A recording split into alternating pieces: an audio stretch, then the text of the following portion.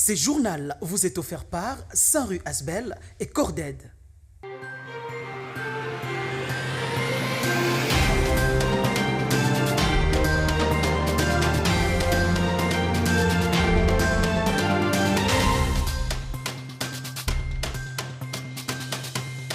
Grande est ma joie de vous présenter cette session d'information. Mesdames et messieurs, bienvenue. Suspension des activités de vaccination et de sensibilisation à Béni depuis le dimanche 21 octobre 2018 suite à l'insécurité qui sévit dans cette partie du pays. Sachez que l'hôpital général de référence de Béni, où est localisé le CTE, n'a pas été ciblé. Suite à l'insécurité qui sévit à Béni, toutes les activités de vaccination et de sensibilisation ont été suspendues ce dimanche 21 octobre 2018. Les activités de surveillance communautaire ont fonctionné au ralenti et se sont faites par téléphone avec le point focaux au sein de quartiers. Les équipes de prise en charge ont travaillé au CTE et 5 enterrements dignes et sécurisés ont pu être réalisés au courant de l'après-midi. La majorité des agents de la riposte ont dû passer leur journée dans leurs hôtels respectifs. Les premières équipes qui étaient sorties avant 8 heures du matin se sont réfugiées à l'hôpital général de référence de Béni en attendant la fin de manifestation. Elles ont pu rentrer à l'hôtel dès 13 heures. Le samedi 20 octobre, 25 chefs coutumiers de l'Alliance des chefs coutumiers de la RDC ont été sensibilisés sur la lutte contre Ebola et ont visité les CTE de Béni. Au terme de leur journée de sensibilisation, les chefs coutumiers ont pris l'engagement de s'impliquer dans les interventions de la riposte, notamment dans la gestion des résistances, la remontée des alertes et la notification des décès communautaires. Une célébration dans cette édition du journal, le 22 octobre de chaque année, est consacrée à la Journée internationale des sensibilisations au bégaiement. Sur ce, les logopèdes Ekolele expliquent le facteur causaux de ces troubles du langage. Suivez-les, il est au micro de Aline Bongo. La première cause du bégaiement, c'est les difficultés respiratoires. Donc, une personne qui respire mal, et peut facilement développer le bégaiement. Parce que la respiration a deux phases. Il y a la phase inspiratoire et puis la phase expiratoire. Deuxième cause, ce sont les émotions. Donc une personne qui ne se sent pas à l'aise devant les autres, il a tendance à bégayer. Troisième cause, c'est les blocages. La personne se bloque.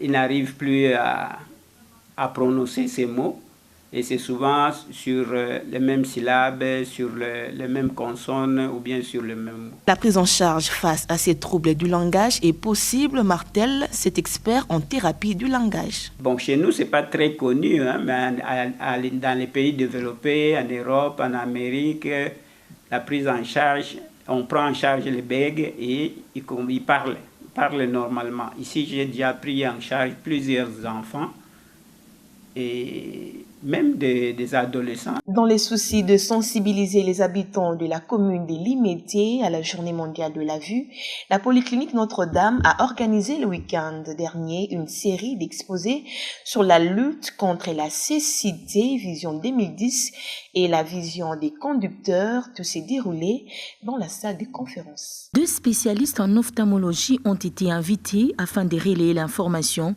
sur la dangerosité de l'incapacité visuelle dans l'organisme humain. D'emblée, le docteur Samuel Adiba, ophtalmologue de la Polyclinique Notre-Dame, expose sur la cécité, qui est tout simplement la perte totale de la vue. Il a laissé entendre que 180 millions de personnes dans le monde souffrent de la vue, soit par ignorance, soit par manque de moyens. Mais pourtant, elle peut être évitable. Alors, la cécité, comme je l'ai dit, c'est une perte partielle ou totale de la vision. Et il y a beaucoup de maladies qui peuvent entraîner la cécité. Dans notre contexte africain, nous avons dit que la première cause de cécité, c'était la cataracte. Elle est suivie des glaucomes et des autres maladies. Oumar, expert en la matière, nourrit la salle par la vision des conducteurs. Ici, il interpelle les conducteurs à protéger leurs yeux et aux parents d'éviter de laisser les enfants pendant plus d'1 heure devant la télévision.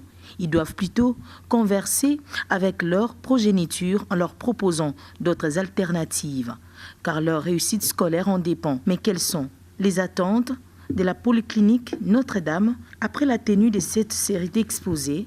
C'est que la vision, c'est un problème de santé publique qu'il faut considérer parce que, comme vous l'avez suivi, l'ophtalmologiste a dit qu'il y a plus de 180 millions d'individus qui ont des problèmes de vision et parmi eux, 4 à 4,5 millions sont atteints de la cécité.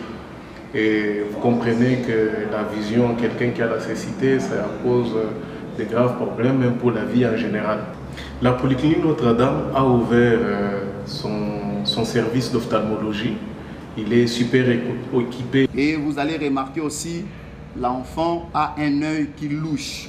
Pour lier l'utile à l'agréable, les élèves du complexe scolaire Les Compagnons ont bénéficié des lunettes médicales gratuites après les dépistages organisés par cet hôpital. C'est par une visite guidée du service d'ophtalmologie que s'est clôturée cette activité.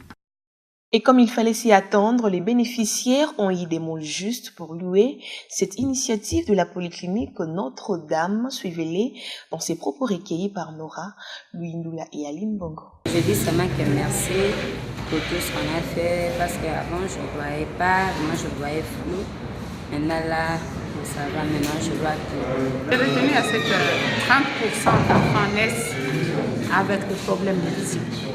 Et donc nous, en tant que parents, nous devons faire attention, nous devons corriger, nous devons prévenir pour que nos enfants ne puissent pas développer la cécité. Donc quand l'enfant est né, on doit l'amener chez l'ophtalmologue pour voir si l'enfant n'a pas de problème de la vision. Et puis on doit aussi suivre l'enfant, on ne doit pas exposer l'enfant. On va aussi faire attention à ce qu'on vienne souvent examiner les enfants, la famille. Chaque personne doit passer chez l'ophtalmologue pour se faire examiner, pour détecter de probables problèmes de vision que soit l'enfant, soit vous-même, soit les parents. Dans les volets développement, sachez que la République démocratique du Congo dispose de toutes les potentialités pour que les Congolais vivent dans de bonnes conditions, mais la question est celle de savoir pourquoi les pays tardent à prendre l'envol, quel type d'homme pour participer à son émergence. C'est autour de cette problématique que Didier Moumengi, auteur du livre bleu, est allé discuter avec les fidèles de l'église Les Aiglons de Grâce dans la commune de Kintambo.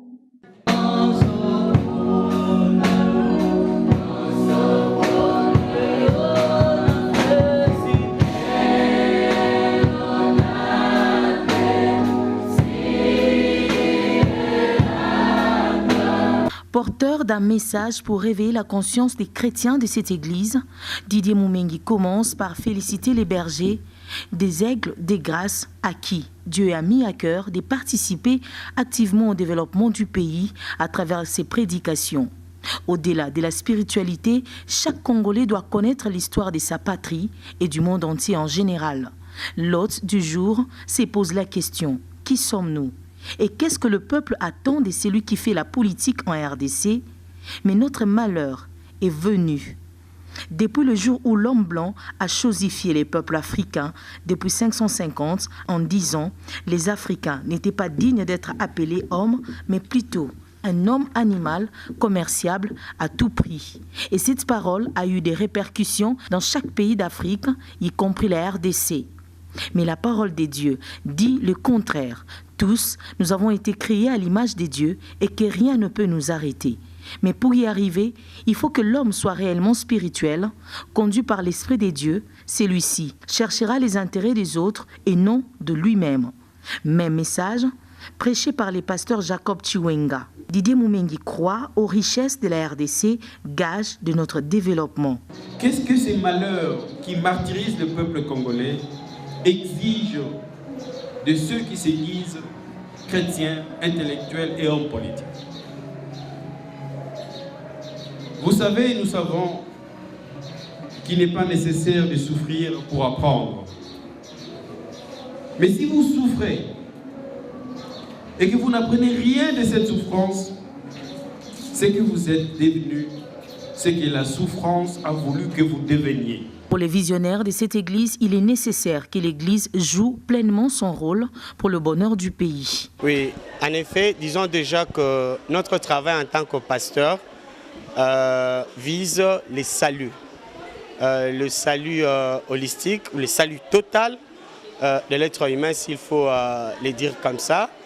Mais malheureusement, nous ne sommes pas détenteurs de toutes les connaissances au monde. Alors c'est comme ça que nous recourons habituellement ici dans notre église à d'autres personnes possédant de connaissances que nous ne maîtrisons pas. Tous, Dieu nous a donné le fardeau de pouvoir agir avec beaucoup d'amour, beaucoup de responsabilité. S'il y a quelques-uns s'appelant hommes de Dieu et n'agissant pas assez bien, je crois qu'il est temps qu'ils puissent se ressaisir et faire les choses comme Dieu le veut. Malgré la pluie, rien n'a empêché le déroulement de cette activité. Après la série de questions et réponses, les participants ont été émerveillés par les réponses de ces fils dignes du pays. Didier Moumeng invite la population à considérer ces moments des élections un moment des tribunaux. Grâce à notre vote utile, nous pouvons réécrire l'histoire du peuple congolais. Ainsi s'achève complètement cette session d'information. Mesdames et messieurs, merci à vous de l'avoir suivi.